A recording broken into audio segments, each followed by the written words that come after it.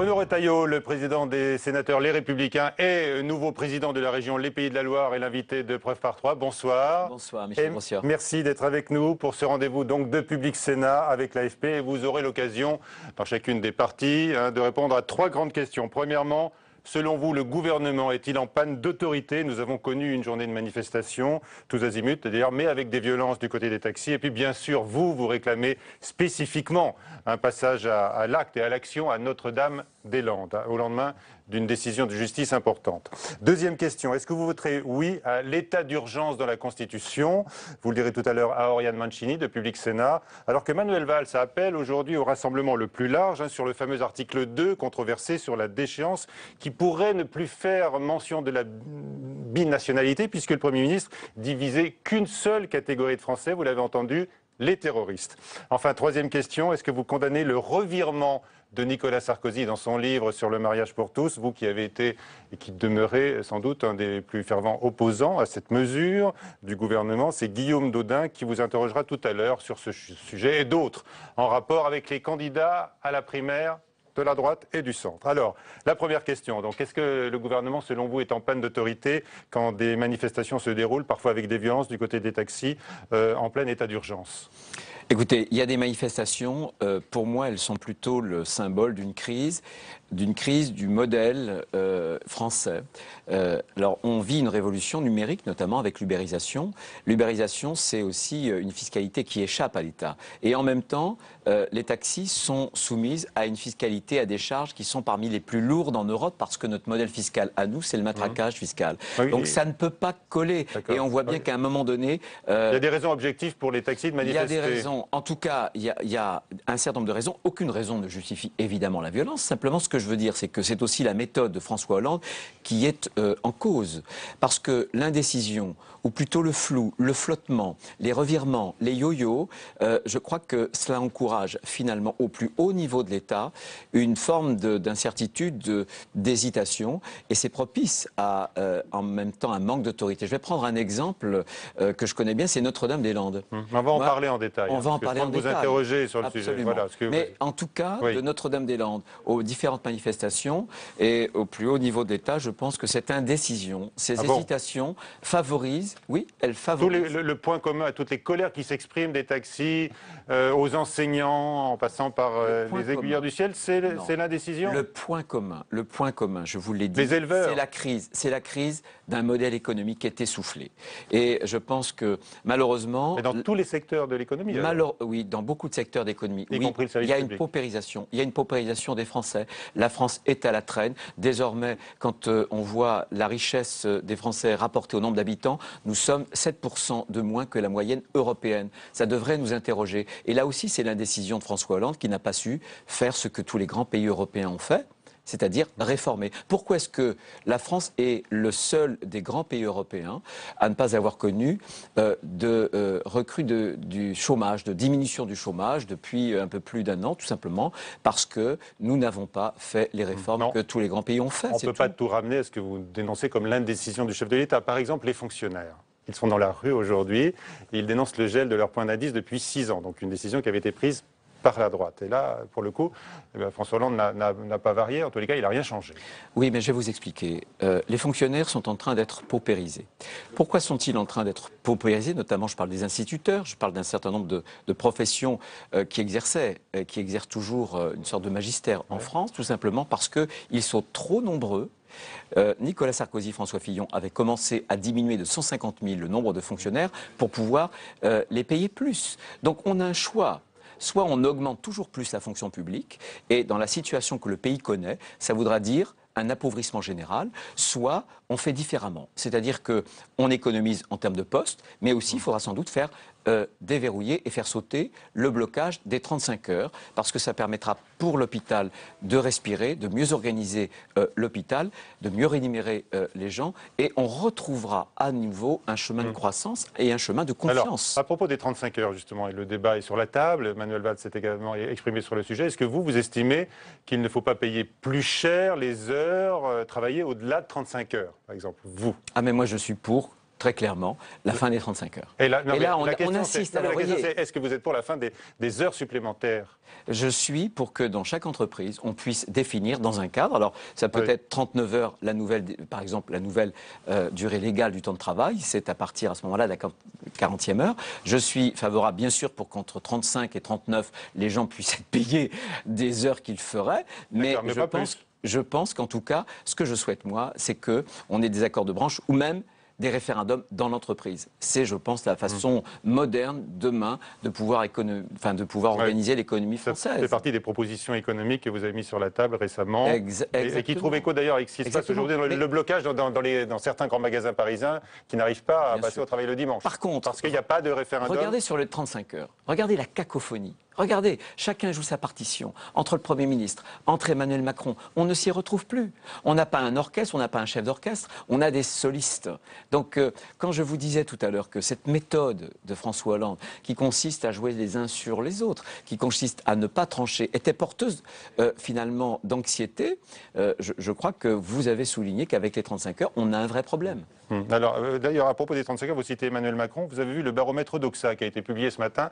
Il le montre deuxième, derrière Alain Juppé, chez les sympathisants de droite. Vous le placez aussi haut dans votre cœur, le ministre de l'économie. Il transgresse un certain nombre d'idées reçues de la gauche. Manuel Valls avait ce rôle-là. Souvenez-vous quand même que Manuel Valls, au moment notamment des primaires de la gauche, était l'homme qui voulait transgresser et qui voulait bousculer les 35 heures. Et du coup, Emmanuel Macron vient sur ces brisées-là, mais je pense qu'il a une forme de courage. Simplement, j'avais dénoncé au moment de sa loi, la loi Macron, qu'il parlait fort, mais qu'on ne lui permettait pas d'agir beaucoup. Pour se déployer vraiment, vous lui dites, viens avec nous? Oh, c'est pas mon problème. Non, c'est pas votre problème. Non, le débauchage, très peu pour moi. S'il a des convictions, il en a. Il doit les confronter avec ce qu'il observe. Et si à un moment donné, il y a un trop grand écart, ce sera à lui de faire ses choix. Alors, en matière d'autorité, on y revient. Comment devrait-elle s'appliquer, selon vous, à Calais, avec la fameuse jungle? Et puis on a vu ce week-end une manifestation, une contre-manifestation. Aujourd'hui, Nicolas Sarkozy appelle l'État et le gouvernement à agir pour éviter la chienlit. Que faire? Bien sûr. Que faire à Calais? Que faire à Notre-Dame-des-Landes? Faire respecter l'état de droit. C'est incroyable qu'on puisse en arriver, par exemple, à la fermeture d'un port. Voilà. Pourquoi? Parce que la justice n'a pas suffisamment de moyens. Il faut que le tribunal ne soit pas à Boulogne, mais puisse être à Calais pour pouvoir juger rapidement. Il faut une fermeté dans les décisions de justice. Qu'est-ce que vous voulez?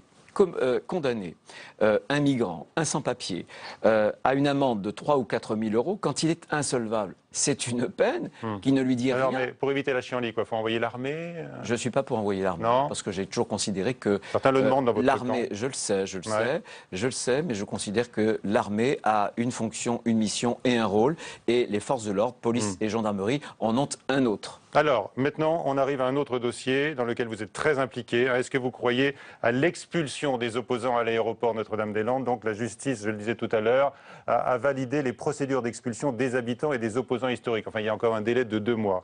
Est-ce que vous croyez, là encore, à un geste d'autorité, puisque vous le réclamez sur tous les sujets? Écoutez, je le réclame. J'ai entendu cet après-midi Manuel Valls répondre à Madame Duflot. Madame Duflot qui devrait d'ailleurs se préoccuper des riverains qui subissent des violences, des zadistes, qui sont des ultra-violents. Notre-Dame-des-Landes, c'est simple, c'est une zone de non-droit, où l'autorité de l'État ne s'applique plus. Je vais vous donner un exemple très simple. Les riverains en avaient tellement marre qu'une femme a décidé de faire une pétition. Elle a brisé la loi du silence. Elles en avaient marre, les artisans, etc., les commerçants. Eh bien, on lui a saccagé vendredi soir sa maison. Moi, je veux aller dans cette maison, montrer mon soutien, comme président du Conseil régional des Pays de la Loire. Eh bien, à la préfecture, on m'a dit, surtout n'y allez pas, on est incapable d'assurer votre sécurité. Vous irez? Et je suis allé à Notre-Dame-des-Landes. Et on ne voulait pas que j'aille à Notre-Dame-des-Landes, on voulait que j'aille plus loin. Qu'est-ce que c'est que ce pays où un élu de la République ne peut plus se déplacer librement? Parce qu'on a une forme de guérilla, et je crois qu'il faut que désormais, parce qu'on a une nouvelle décision de justice, les choses sont désormais claires, il faut arrêter les pillages, les saccages du centre-ville de Nantes, les gendarmes qui sont attaqués, les voitures de gendarmerie qui sont brûlées, les journalistes qui sont aussi molestés, Michel Grosseur, et moi je veux que la loi s'applique en Loire-Atlantique et à Notre-Dame-des-Landes. Je demande l'évacuation et je demande le commencement des travaux pour l'aéroport. Vous l'avez dit, Cécile Duflot a interpellé le Premier ministre sur cette question et elle a utilisé également cet argument concernant l'aéroport. On l'écoute et vous réagissez. Aucune préoccupation d'intérêt général ne légitime plus la construction d'un projet d'aéroport qui date de 1963. Chacun le sait aujourd'hui. Ce projet symbolise pour nos compatriotes l'entêtement aveugle et vain à promouvoir des grands projets inutiles.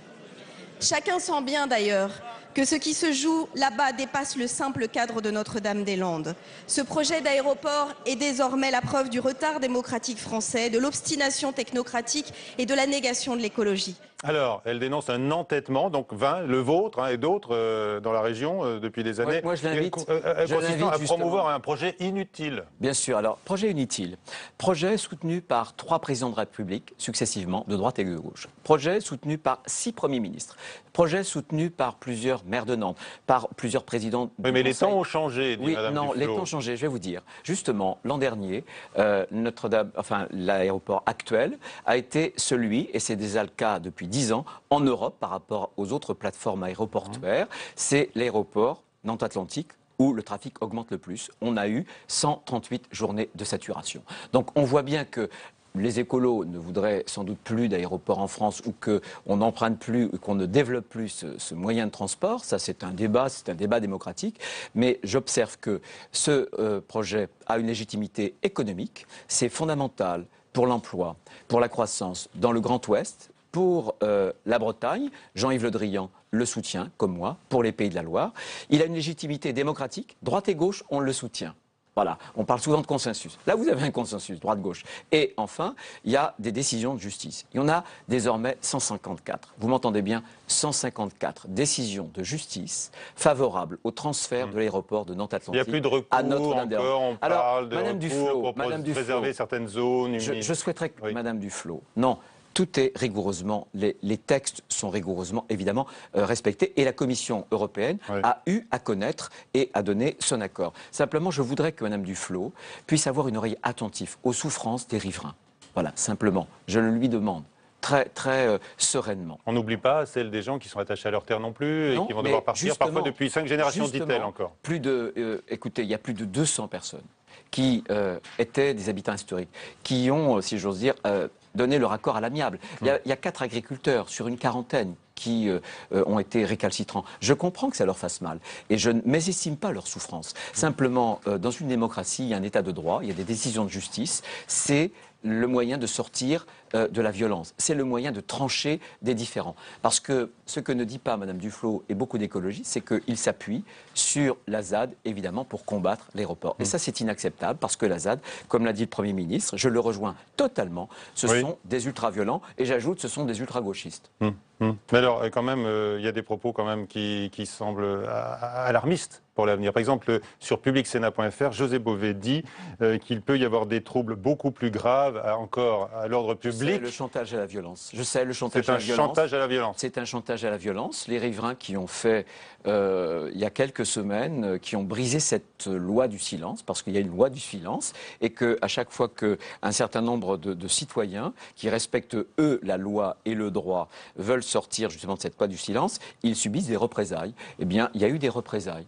Voilà. Est-ce que M. Bové soutient ce genre de représailles? Est-ce que M. Bové signifie qu'il faut que ceux qui sont dans la ZAD s'opposent aux forces de l'ordre, y compris avec des moyens violents? Je leur pose la question. Certains laissent entendre, parce que certains disent également dans le camp des opposants que s'il y a une expulsion manu militari après le 26 mars, il pourrait y avoir un drame plus grave qu'à Sivins, s'il y avait eu un mort. C'est du chantage. Bien sûr, c'est du chantage. Je ne le souhaite pas. Mais on est, encore une fois, dans un état de droit. La République, c'est la loi. Et c'est la justice qui dit la loi. Quand la justice répète inlassablement un certain nombre de décisions, il faut que la loi reste, je crois, le critère de partage entre les anti et les pour. Voilà, c'est tout. Est-ce que vous ne croyez pas que le délai de 2 mois qui a été accordé avant le départ par la justice ne soit mis à profit justement par les opposants pour radicaliser les positions? Non, moi je pense qu'il y a des travaux de défrichage. Pour renforcer la mobilisation. Il y a des travaux de défrichage à faire, il y a une route à commencer, donc on peut parfaitement commencer les travaux avant même d'atteindre ces maisons. Je comprends qu'il y a une situation de droit, moi je suis très respectueux. La décision du juge, elle est celle-là. Il y a jusqu'au 26 mars pour que ces gens-là puissent rester dans leur maison et ils ont ce délai et ensuite ils devront finalement partir ailleurs. Alors je vous entends. Avec des mesures d'accompagnement. Je vous entends défendre ce projet, je vous entends dénoncer les opposants. J'ai l'impression de réentendre Manuel Valls répondant à Cécile Duflot. Hein. Oui, écoutez, j'ai vu 2 fois Manuel Valls sur ce projet, quelques jours après d'ailleurs que j'ai été élu président du conseil régional. Il m'avait tenu en privé les mêmes propos. Et Quand vous lui dites chapeau? Oui, je lui dis chapeau. Je pense que, alors, je vais vous dire, j'ai aucun doute sur la volonté de Manuel Valls. Aucun doute. J'ai une petite incertitude désormais sur la décision un peu plus haut du président de la République. Vous revenez sur l'indécision du chef de l'État. Oui, parce qu'il y a une cacophonie là encore. Au sommet de l'exécutif. Oui, il y a Ségolène Royal. Qui fait ses propres déclarations, voilà, de façon très autonome. Il y a le Premier ministre, bien sûr, qui est droit dans ses bottes, et qui devra trancher. C'est François Hollande, j'espère qu'il tranchera, et qu'il respectera l'état de droit, la démocratie, et un projet capital pour la croissance. J'ai entendu, moi, au moment de ses vœux, François Hollande, je l'ai entendu proclamer cet état d'urgence économique. Eh bien, je dis, Monsieur le Président, si vous êtes attaché au développement, à la croissance, donnez à l'Ouest les moyens de son attractivité territoriale dans cette compétition européenne et mondiale. Et là, vous pourrez peut-être lui dire chapeau. En attendant, vous dites chapeau à Manuel Valls parce que lui, il a montré qu'il n'était pas accommodant avec les écologistes en vue de 2017. C'est ça la différence? C'est clair.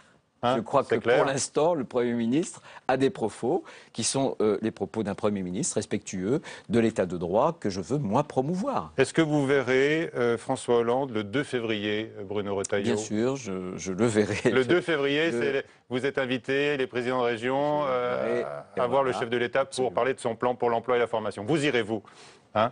Oui, pourquoi vous me posez cette question quand je suis invité par le chef de l'État?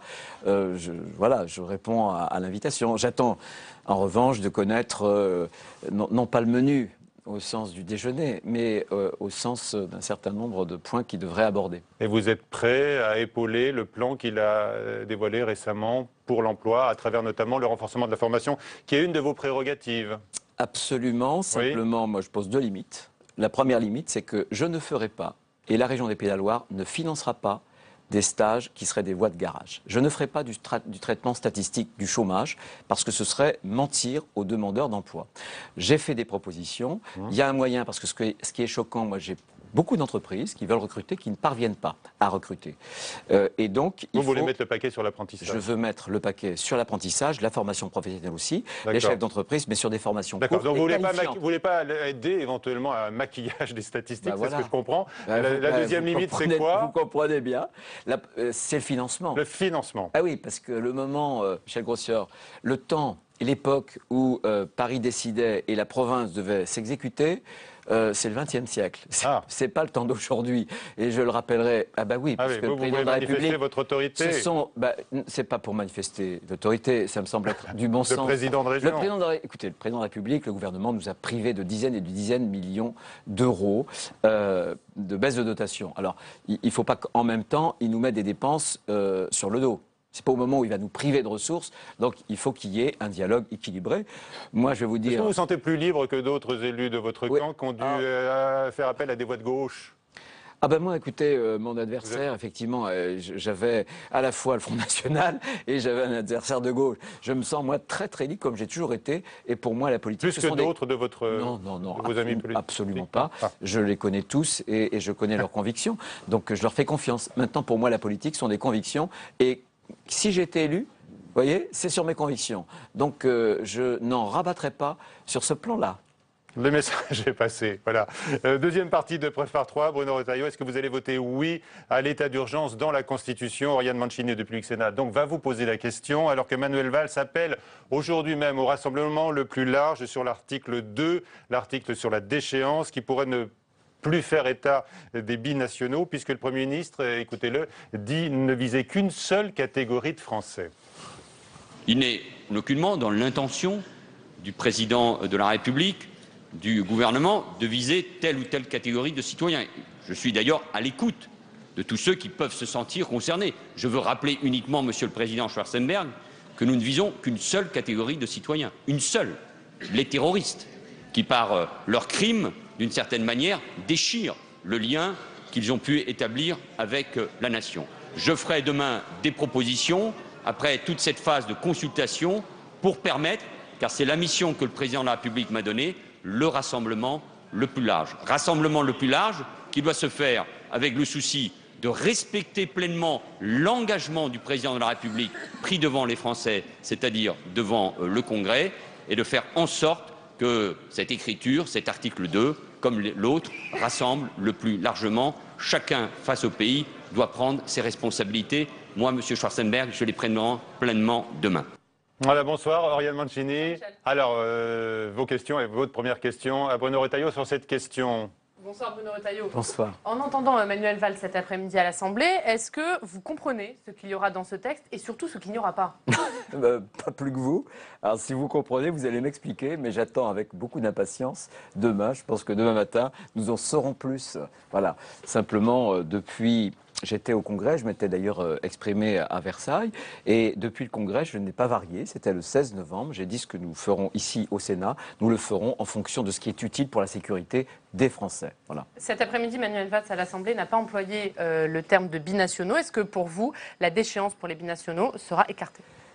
Je ne le sais pas, encore une fois, c'est au Premier ministre de nous le dire. J'espère qu'il nous le dira demain. Simplement, il y a un engagement solennel pris par le Président de la République devant l'ensemble des parlementaires réunis à Versailles en Congrès. Nous entendons que cet engagement soit respecté. Il avait dit deux choses dans la réforme constitutionnelle. On constitutionnalise l'état d'urgence, très bien, et aussi on fait la déchéance pour les binationaux. Il avait indiqué pour les Français nés français. Voilà. Je pense, et ça ne me choque pas. Pourquoi? Parce que les binationaux ont une double allégeance à deux nations, à deux communautés nationales. Donc, devant cette forme de privilège, ils peuvent aussi perdre une de ces nationalités, surtout lorsqu'il y a un acte grave de terrorisme et qu'ils se retournent contre une communauté nationale. Ça me paraît ça une ne vous évidence. choque pas. Mais il y a des doutes qui s'expriment également sur cette question-là, n'est-ce pas, Oriane? Dans votre camp, on a entendu par exemple Jean-Pierre Raffarin. Et puis écoutez ce que dit Patrick Devedjian. Lui, il est franchement contre. Deux personnes participent au même attentat, ils sont complices, l'un est binational, l'autre ne l'est pas.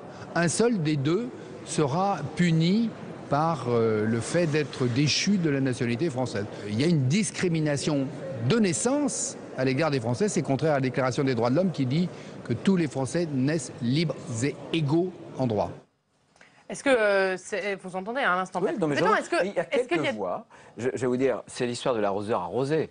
La déchéance pour les binationaux. Je pense que François Hollande, lorsqu'il s'est prononcé, voulait en quelque sorte piéger la droite. En réalité, il a piégé son propre camp. Je vous renvoie quand même, ça n'est pas rien, à la haute autorité d'éthique présidée par Maître Mignard, quelqu'un en plus que j'estime, pour indiquer pour lui que c'était un débat qu'il fallait que la gauche sans doute adopte d'autres choses. Nous, il y a quelques voix simplement. Il y a eu, on nous reproche souvent les Républicains d'être un peu gaulois, de nous diviser de temps en temps. Écoutez, il y a eu autour de Nicolas Sarkozy l'autre jour une réunion et il y a eu une très forte majorité, une quasi-unanimité, moins quelques voix, pour que on accepte tous cette déchéance de nationalité pour les binationaux. Encore une fois, et contrairement à ce que dit Patrick Devedjian, tout simplement parce que les binationaux bénéficient d'un privilège, d'une double allégeance. Voilà, c'est tout, à deux pays, et donc qu'ils soient privés d'une allégeance et d'une nationalité lorsqu'ils ont commis un acte grave, c'est normal. Par contre, les autres doivent être punis tout autant, y compris, d'ailleurs, ils peuvent aussi être déchus de leurs droits civiques, ça ne me gênerait pas du tout. D'accord, mais on vous sent bien qu'à l'Élysée, au Parti Socialiste, il y a la volonté de trouver un compromis, une solution médiane. Oui, mais simplement, vous êtes prêt quand même à entendre une autre proposition, non, ou vous restez vraiment, là on vous entend, vous restez très fixé sur la déchéance de nationalité pour les binationaux. Alors, je considère que le président de la République a pris un engagement. Ça n'est pas rien, une réunion en Congrès. Il l'a pris devant les parlementaires et en quelque sorte devant la représentation nationale. Par conséquent, moi, on a toujours dit, c'est oui, si c'est ce cadre-là. Si c'est un autre cadre, le Sénat, qui bénéficie d'un droit de veto en matière constitutionnelle, on est sur ce qu'on appelle un bicamérisme parfait, il n'y a pas le dernier mot à l'Assemblée nationale, eh bien, on prendra le pouvoir qui nous est donné par la Constitution pour amender on amendera. Ce que nous proposerait, si par exemple l'Assemblée nous transmet un texte qui n'est pas conforme à l'engagement du président de la République, nous l'amenderons. Voilà, Donc, tout simplement. Mais il n'y aura pas de vote, il n'y aura pas de constitutionnalisation alors dans ce cas-là. C'est le problème du président de la République. C'est pas le vôtre, mais ce sera la conséquence. Si le président de la République n'est pas capable de mettre un peu d'ordre dans sa propre majorité, il y a quand même une question qui se pose. Mais Michel le rappelait, il y a des divisions à gauche où la binationalité pose problème. Vous nous dites, si la binationalité n'est pas inscrite, on ne votera pas. Est-ce que du coup, cette réforme est vouée à l'échec ? Elle peut l'être, elle peut l'être. Alors, il faut aussi, parce qu'on l'a demandé, il faut regarder les textes qui vont accompagner le texte constitutionnel, puisque le texte constitutionnel va modifier un article de la Constitution, peu importe, et renvoyer à notamment une loi organique. Donc, on a demandé à ce que tout soit sur la table, pour que on ait l'économie générale du texte et qu'on compare les dispositions qui nous seront données par la voie constitutionnelle ou par la voie d'une autre loi, pour qu'on sache où on va et ce que nous allons voter. Alors, et les choses sont claires. Voilà, les choses sont claires. Si c'est l'engagement du président de la République au Congrès, c'est oui. Si ça ne l'est pas, ce sera non. En tout cas, pour le Sénat, on amendera. On ne dira pas non brutalement, mais on reviendra au texte. Tout à l'heure, vous avez dit chapeau à Manuel Valls. Là, vous vous adressez à François Hollande. Vous lui dites, vous l'avez traité d'indécis. Vous dites que c'est un tacticien qui va se prendre les pieds dans le tapis. Je ne l'ai pas traité d'indécis, simplement. simplement. Vous l'avez accusé d'indécision permanente. Il est très habile. Écoutez, il est très habile. Et je trouve que le talent qu'il met souvent dans l'habileté politique, je pense qu'il ferait mieux de le mettre dans la réforme. Son talent risque de se retourner contre lui, si je vous suis là. Écoutez, attendez, j'attends demain. J'attends demain. Pour l'instant, ce qu'on me dit, c'est qu'il proclame son attachement à son engagement. Alors, pour l'instant, je fais confiance, moi. Vous nous dites depuis le début, j'attends demain, Bruno Retailleau. Est-ce que vous trouvez normal, en tant que parlementaire, qu'à la veille de la présentation de ce texte devant la commission et après une journée de consultation, vous ne sachiez toujours pas ce qu'il y a dans ce texte ? C'est un autre problème. Oui, non, c'est pas très normal. Vous avez complètement raison. Je préfère d'ailleurs que ce soit vous qui le disiez plutôt que moi, parce qu'on va me trouver... Est-ce que ça veut dire que la journée de consultation de vendredi n'a servi à rien ? François Hollande qui a rencontré tous les parlementaires vendredi pour parler de ce texte. Je ne sais pas si ça sert à grand-chose. Il faut sans doute consulter. Là encore, réponse demain. Je vous le dirai demain. Tant que on n'a pas de réponse, c'est terrible. On n'a pas de réponse. Que sur Notre-Dame-des-Landes, pour l'instant, on n'a pas de réponse. Sur Calais, on n'a pas de réponse. C'est cette méthode de gouvernement que je conteste. Alors, on a un Premier ministre qui parle fort, qui parle haut et fort, avec des postures souvent très, très viriles. Mais je pense qu'il faut, à un moment donné, qu'il y ait une décision. Et souvent, c'est au président de la République, dans nos institutions, de prendre cette décision. Alors l'autre point du texte, c'est l'état d'urgence. Bruno Retailleau, en attendant sa constitutionnalisation, cette prolongation de l'état d'urgence, elle sera examinée au Sénat le 9 février. Est-ce que vous y êtes favorable ? Écoutez, là encore, on va attendre le texte. Je suis plutôt favorable, bien sûr, parce que jamais la menace n'a été aussi forte sur notre pays. On le sait, et quand on discute avec des responsables de haut niveau du renseignement, des responsables militaires, un certain nombre aussi de ministres, ils nous le disent. Et quand on a ces consultations avec le Premier ministre, quand on voit M. Cazeneuve, quand on voit le Président de la République... Et quand on lit le rapport d'Europol hier... On a un retour, bien sûr, on a un retour d'information qui est extrêmement inquiétant. Donc, tant que nous ne sommes pas sortis de cette période-là, il vaut mieux se prémunir. Maintenant, ça ne veut pas dire que le Sénat votera les yeux fermés, il n'y aura pas de blanc-seing. Nous sommes la maison, notamment, des libertés individuelles. Voilà. Donc, on veut, là aussi, qu'il y ait un bon équilibre dans le texte. Quelles sont vos conditions Je ne pose aucune condition. Il y a l'état d'urgence, mais on veut un contrôle parlementaire qui soit sérieux. Vous vous considérez comme les garants de l'état de droit, vous aujourd'hui, parlementaire ? En tout cas, je pense qu'il faut que le Parlement, mais le Sénat, la marque du Sénat, c'est en même temps la garantie des libertés individuelles. Vous vous souvenez, la CNIL par exemple, sur les données personnelles, c'est le Sénat qui l'a créé. C'est important aujourd'hui dans un monde numérique. Ce que je veux simplement dire, c'est que la réforme constitutionnelle, ça sera bien, mais ce qui est beaucoup mieux, c'est le virage en matière pénale. Parce qu'aujourd'hui, on est souvent dans l'angélisme, dans le laxisme. Bien. Donc, il y a un texte de loi qui va passer du gouvernement et on a co-signé avec Philippe Bas, j'ai co-signé avec mon collègue François Zocchetto une proposition de loi qui va donner des outils, justement, au-delà de l'état d'urgence pour que nous puissions nous garantir. C'est pas concevable qu'on soit perpétuellement dans un état d'urgence. Donc il faut se donner des outils qui garantiront la sécurité des Français.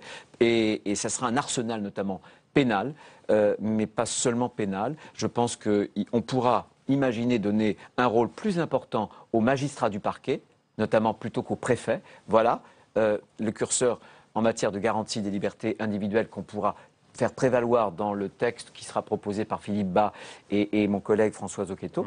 Mais alors se pose la question de l'indépendance du parquet. Alors, ça, c'est la réforme du mais qui pourrait venir en de la même temps, magistrature. justement. Oui, c'est ce qu'a annoncé François Hollande lors de ses qui vœux parlementaires. pourrait vous être soumise en même temps. Qu'il voudrait introduire la réforme du CSM dans la révision. Est-ce que c'est une bonne chose? Non, attendez, là, on a un problème de méthode. Le 16 novembre, on apprend, sans d'ailleurs que le président du Sénat en ait été informé, si ce n'est 5 minutes avant, qu'il va y avoir une réforme constitutionnelle. Et puis, 2 mois après, on apprend qu'il y a un nouveau sujet de réforme constitutionnelle, le Conseil supérieur. C'est toujours la quête des 3/5 de la magistrature. Oui, non, mais je veux dire qu'on ne peut pas toucher. Écoutez, on ne peut pas toucher à la loi fondamentale. C'est cet édifice qui régule un certain nombre de choses, le rapport entre les institutions, mais aussi nos libertés fondamentales. On ne peut pas toucher à la loi fondamentale tous les matins. Sur le Conseil supérieur de la magistrature, je pense que ça peut compliquer les choses, tout simplement parce que vous le savez parfaitement, il y a eu une tentative qui a déjà avorté, puisqu'il y avait un texte de l'Assemblée, un texte du Sénat, et que ces 2 textes sont très différents. Et qu'on n'a pas pu s'accorder. Et que, comme je vous le disais tout à l'heure, en matière de loi constitutionnelle, on est sur le même pied. Il n'y a pas d'inégalité. On est sur un pied d'égalité entre l'Assemblée et le Sénat. Néanmoins, à partir du moment où cette révision constitutionnelle donne plus de pouvoir au parquet, est-ce que ce n'est pas indispensable de renforcer son indépendance et donc de voter cette réforme? Alors ça, c'est une question. Il y a 2 sujets dans ce texte. Il y a la composition du Conseil supérieur de la magistrature, et nous avons toujours été contre au Sénat d'une forme de corporatisme qui aboutirait à une forme de syndicalisation d'ailleurs. Et je pense que ça n'est pas pour la justice une bonne chose.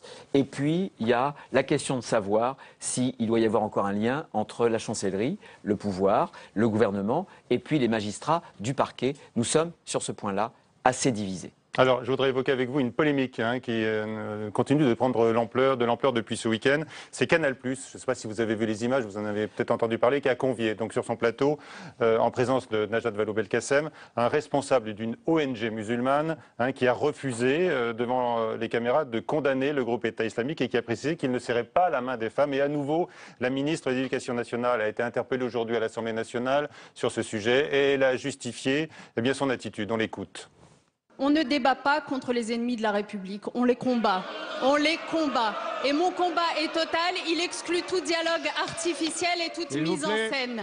Mon action se situe au sein de mon ministère, où tout est entrepris pour démonétiser ces discours et pour défendre la laïcité. C'est le sens de tout ce qui a été mis en œuvre pour former les enseignants, pour développer l'éducation civique et morale, pour faire en sorte que l'on rétablisse des règles claires sur la laïcité. Je condamne évidemment les propos qui ont été tenus par ce président d'association sur ce plateau. Je regrette qu'on lui ait offert une tribune. Une fois encore, l'école est totalement engagée pour transmettre les valeurs que nous sommes en train de défendre, car nous n'avons qu'un ennemi de part et d'autre de cette Assemblée. Je vous invite à ne pas abîmer ce travail par des polémiques dérisoires. On vient d'entendre Najat Vallaud-Belkacem. Est-ce que cette justification n'arrive pas un peu tard? Est-ce qu'elle n'aurait pas dû être plus ferme dimanche? C'est une faute, évidemment. C'est une faute. Elle dit elle-même, elle le reconnaît en quelque sorte, puisqu'elle dit on n'aurait jamais dû donner une tribune. Mais par sa seule présence, elle a solennisé cette tribune. Elle aurait dit partir. C'est un salafiste. Il a refusé de condamner l'État islamique. On a encore vu sur Internet, en tout cas on en a entendu parler, je ne l'ai pas vu, mais vos collègues, vous-même, vous en avez fait état de ces tueries, de cette barbarie. Je pense que Canal n'avait pas à l'inviter, même s'il y a une course à l'audience, mais la course à l'audience ne justifie pas tout. Et malheureusement, Najat Vallaud-Belkacem a manqué, comment dirais-je, de discernement. Elle aurait dû quitter le plateau, parce qu'elle ne représente pas que l'école, elle est ministre, elle représente le gouvernement, elle représentait la France. Et c'est une grave défaillance. Alors il y a un film salafiste, c'est son nom, qui sort demain, un documentaire, qui nous met justement en présence de nos ennemis, qui s'expriment devant la caméra sans autre commentaire. Il y a la question de savoir si ce documentaire doit être interdit aux moins de 18 ans. Vous ne l'avez pas vu, moi non plus. Mais bon, il y a eu beaucoup de critiques qui présentent ce documentaire. Comment est-ce que vous réagissez? Franchement, je ne veux pas me prononcer. Sachant qu'il y a dans ce documentaire l'image de l'exécution du policier Merabet par les frères Kouachi. Alors si c'est le cas, je pense qu'on ne doit pas le diffuser. Tout simplement parce qu'on voit bien que la stratégie de cette barbarie de l'État islamique, notamment à travers les images diffusées sur Internet, la stratégie c'est de frapper les consciences. La stratégie, elle s'incarne dans l'image. Et je pense que plus on donne à l'État islamique d'espace médiatique, eh bien, plus on le sert. Et nous sommes en guerre et nous devons le combattre. À la raison que vous adressez aussi d'abord aux médias, alors. Bien sûr, ils sont concernés. Moi, je suis attaché à la liberté d'expression. Mais vous savez parfaitement qu'avec la liberté, il y a là une contrepartie, c'est la responsabilité. Il faut associer les deux. On ne peut pas toujours se cacher derrière une forme de liberté. Quand on égorge des citoyens, des journalistes, ou peu importe, quand on violente des femmes, je me souviens, je suis allé 2 fois en Irak et je me souviens du marché de Mossoul où des jeunes femmes étaient vendues comme esclaves sexuelles pour $200. C'est cette idéologie de l'islamo-fascisme qu'on veut promouvoir en France par nos fenêtres médiatiques. C'est ça qu'on veut encourager? Merci, Oriane. On va aborder la 3e partie de l'émission. Bruno Retailleau, avec une toute autre question. Est-ce que vous condamnez le revirement de Nicolas Sarkozy sur le mariage pour tous, hein, vous qui avez été un de ses plus fervents opposants, vous allez le dire donc à Guillaume Daudin, qui va également vous interroger plus largement sur l'opposition, sur la perspective de la primaire. Nous écoutons d'abord Franck Margin, qui est le président délégué du Parti chrétien-démocrate, sur la question du mariage pour tous. Je sens surtout qu'il a trahi les électeurs qui lui ont fait confiance parce qu'il s'était beaucoup positionné contre ce mariage homosexuel. Et aujourd'hui, il change d'avis. Je crois que, comme d'habitude, en fait, beaucoup de nos hommes politiques ont comme programme, en fait, les sondages. Et peut-être que les sondages qu'il a reçus ont vu que pour être capable de rejoindre ou de rappeler un électorat du centre, il a préféré abandonner cette idée. Et je pense qu'il n'a pas de conviction réelle et n'en a peut-être pas eu. Donc je pense qu'il a signé en fait sa défaite politique en changeant radicalement de position. Voilà, bonsoir Guillaume Daudin. Bonsoir Michel. Alors, bonsoir Monsieur Retailleau. Questions à notre invité. Bonsoir à vous. Vous avez peut-être lu le livre de Nicolas Sarkozy. Je l'ai reçu et je vais commencer à le lire tout à l'heure. Voilà, vous avez peut-être vu en tout cas ses déclarations sur le mariage pour tous, après avoir dit pendant la campagne pour la présidence de l'UMP qu'on pouvait réécrire, voire abroger. Cette fois-ci, il dit que le remède serait pire que le mal. Donc il change de position sur le sujet. Quelle est votre opinion par rapport à ça? Écoutez, mon opinion, moi, elle n'a pas changé. Moi, j'ai combattu cette loi et les événements m'ont renforcé dans ma conviction. Je pense qu'il ne faut surtout pas marginaliser ou vouloir exclure de notre communauté les homosexuels. Je pense que consacrer un amour entre 2 êtres, je n'y vois aucun inconvénient. On peut transformer justement ce texte avec une réécriture, donc une abrogation sur la partie union civile. Mais la filiation pose des problèmes, notamment avec la GPA. Vous savez parfaitement qu'en France, la GPA, en réalité, elle est interdite par le Code civil, mais qu'on a une hypocrisie totale, puisque des sociétés américaines viennent très régulièrement avec des livrets qui montrent des centaines de femmes qui sont réduites au rang finalement de bestiaux. Et il faut les choisir, blondes, petites, etc. Et on loue des ventres, voilà, parce qu'il faut donner ce droit à l'enfant. Et c'est ça que je conteste, vous voyez. Je pense que la GPA, la gestation pour autrui, c'est une déshumanisation, c'est une marchandisation. Donc moi je dis oui pour une union civile, pour consacrer un amour entre 2 êtres, 2 femmes, 2 hommes qui peuvent s'aimer. Pas de mariage. Mais en revanche, non, parce que le problème du mariage, c'est que ça emporte en droit français, c'est compliqué à dire et à expliquer, mais ça emporte cette filiation. Et si vous donnez cette filiation, il y a un moment donné où vous butez sur cette idée de la gestation pour autrui. Et moi, la gestation pour autrui, je pense que ça encourage toutes les dérives. Ça encourage toutes les dérives. Je pense que le droit à l'enfant ne doit pas conduire, si vous voulez, à ce genre de dérive. Là, on entend votre position. Qu'est-ce que ça vous inspire du candidat Sarkozy ? Écoutez, moi je suis président de groupe et je m'interdis les petites phrases. Je m'interdis les petites phrases. Ah, mais c'est pas une petite phrase. Je m'interdis que c'est un sujet. Je m'interdis les petites phrases sur ma famille politique. Bien sûr, mais c'est un sujet que vous avez porté. C'est un sujet que j'ai porté et moi je pense que il faut être droit dans ses convictions. Je l'ai dit tout à l'heure et je reste, si vous voulez, opposé. Et je pense que, alors évidemment... Il a tort, Nicolas Sarkozy, donc. Il a tort. Ah ben, je ne suis pas sur sa position. Il a tort de changer d'avis. Je ne suis pas sur sa position. Voilà. Et évidemment, vous cherchez à me faire dire plein de mal sur le président de la famille politique. Je le comprends bien. Il y a une question mais je peux au moins affirmer ce à quoi je crois. Quelles sont mes convictions, sans taper sur... Non, mais il y a une question de fond derrière qui est... la question de fond derrière, c'est est-ce que ce sujet préoccupe encore l'électorat au sens large et l'électorat de droite au sens plus restreint? Est-ce que vous vous sentez de plus en plus isolé? Non, mais je pense qu'il y a une évolution, effectivement. Et il y a 10 ans, l'union civile, c'était compliqué à expliquer. C'est vrai. Voilà. Et je sens que cette évolution, elle est mûre et je pense que les gens peuvent l'accepter. Mais je pense que depuis le début, ce qui a suscité beaucoup de mobilisation, c'était pas cela. C'était pas que la République consacre ce lien dont ont besoin les personnes. On peut parfaitement, et dans le plus grand respect, dans le plus profond respect, le concevoir. C'est le problème de la filiation qui conduit inévitablement à des dérives. Pourquoi est-ce que Mme Taubira, pourquoi est-ce que le ministère public, aujourd'hui, ne poursuit pas les sociétés américaines qui viennent faire du beurre sur la faiblesse de femmes à l'étranger? Pourquoi? Pourquoi alors que c'est une contradiction avec l'état de droit? Vous évoquez la filiation, le droit à l'enfant. Ça n'est pas forcément la revendication des couples qui se marient aujourd'hui. Ils revendiquent souvent le droit à l'égalité du mariage. Oui, mais ce droit-là au mariage. Bien sûr. Mais vous savez, ce concept d'égalité... Voilà.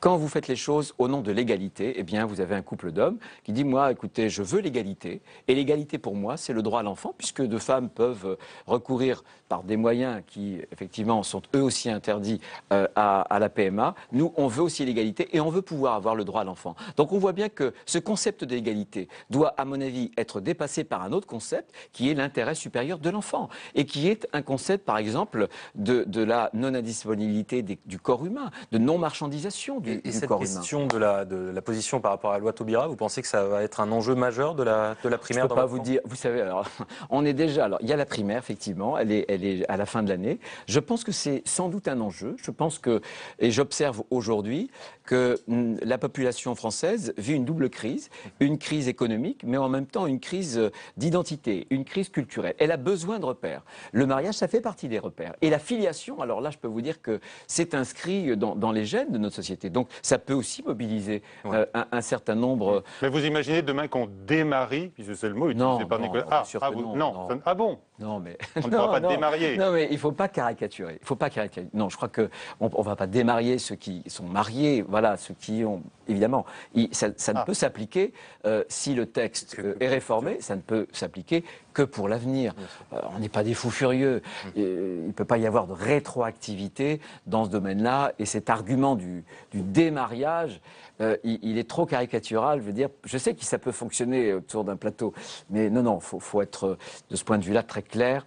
Et être serein en même temps, voilà, c'est tout. C'est simplement pour éviter des dérives. Et je pense que notre société tout entière le paiera cher. Parce qu'à force d'abandonner sur un certain nombre de positions, sur un certain nombre de principes, c'est des valeurs importantes qu'on jette aux orties, je crois. On vous présente régulièrement, on vous a présenté régulièrement comme sioniste. C'est un épithète qu'on ajoutait à votre nom. C'est toujours le cas? Oui, absolument. Moi, ma fidélité n'est pas indexée au sondage. J'ai vu qu'il vous a remercié pour votre amitié après votre élection à la présidence de la région. Oui, vous savez qu'on s'est connus à l'époque, j'étais son vice-président quand il était président de la région des Pays de la Loire.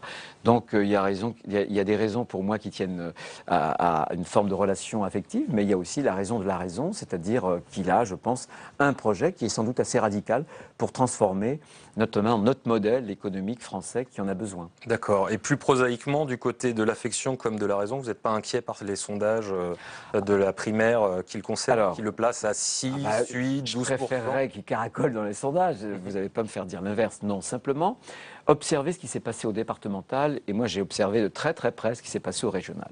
Les instituts de sondage, désormais, se trompent régulièrement parce qu'il y a un zapping très fréquent sur des échantillons qu'ils maîtrisent bien pour une élection normale.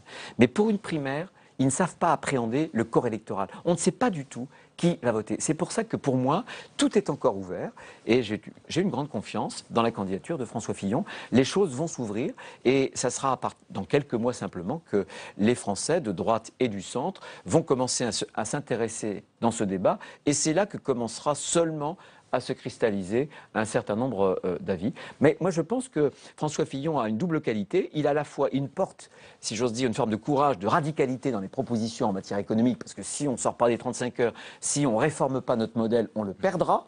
Or, moi, je veux l'ascenseur social, je veux une nouvelle espérance, et en même temps, je pense qu'il a une forme de sérénité, d'apaisement, et les Français, peut-être, peuvent en même temps l'apprécier. Bon, alors vous n'avez pas de doute, hein, comme François Fillon, on vous entend, Bruno Retailleau. Je vais vous faire entendre quelqu'un qui a un doute. Oui, allez-y. C'est Nicolas Sarkozy à propos de sa propre candidature. Ça peut vous surprendre, mais écoutez-le, vous réagirez. La question de ma candidature ou de pas ma candidature, c'est pas une question automatique. Les semaines et les mois qui viennent vous donneront la réponse, bien sûr. Je n'irai que si c'est utile, bien sûr, bien sûr, bien sûr.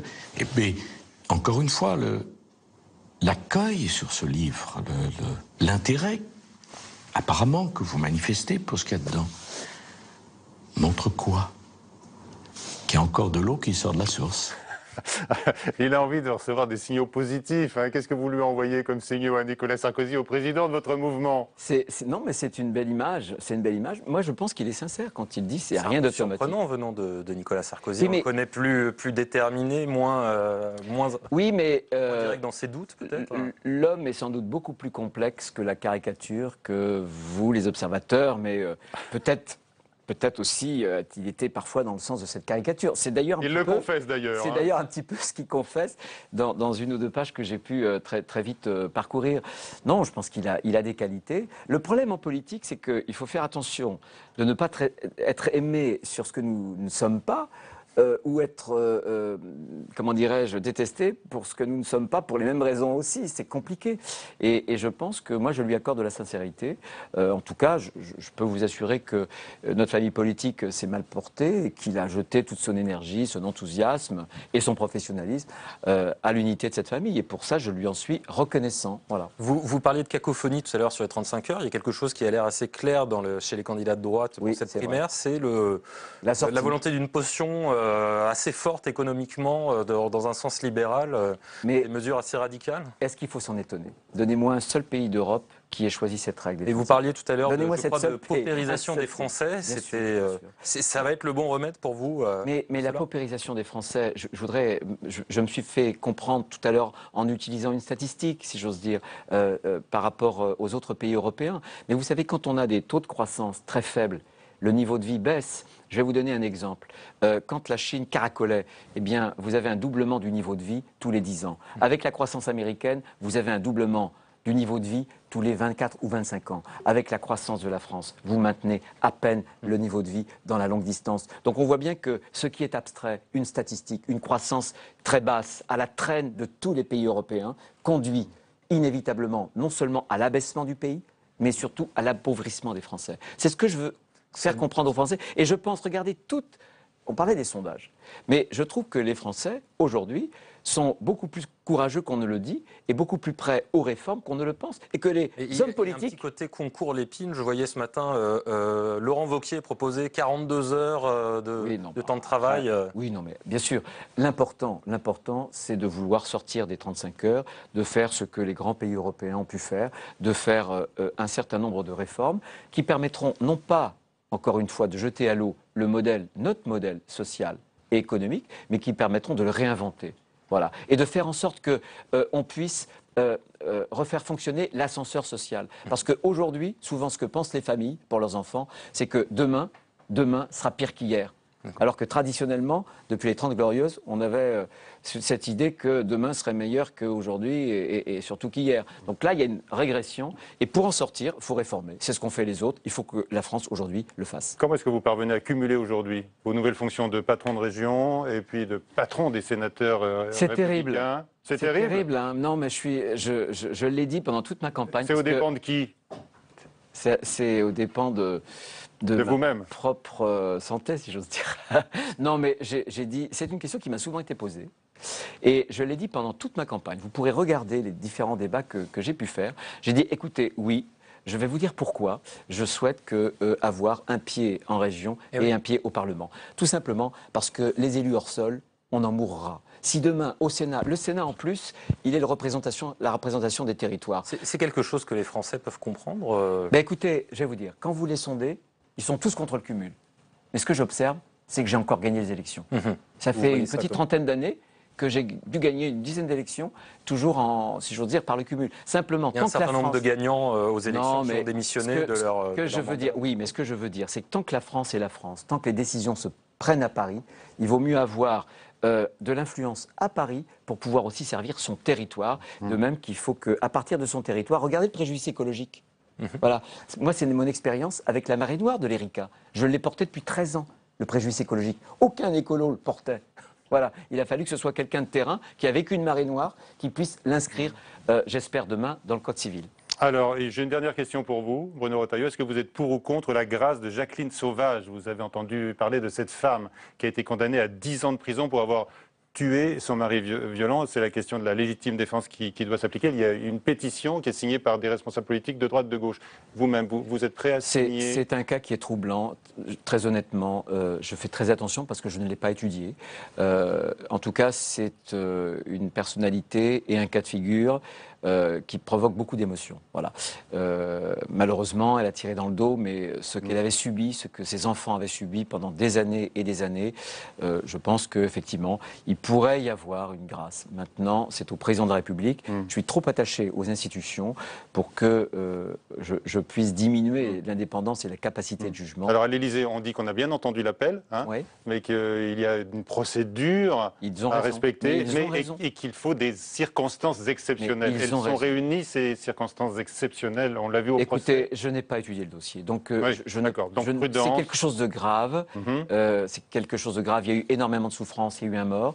Je pense que justement, l'Élysée fait bien de rappeler qu'il faut des procédures, parce que sinon, si c'est seulement des appels, des pétitions et l'émotion, un jour on peut se tromper. Peut-être que là, c'est justifié. Alors évidemment, elle a déjà fait, je crois, 3 ans de prison.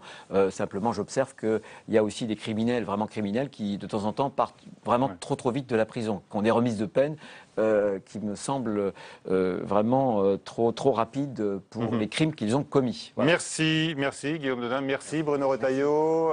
On vous laisse filer donc entre toutes vos activités. Merci d'être venu là pendant 1 heure sur Public Sénat. Bonsoir à tous, à très vite. Merci.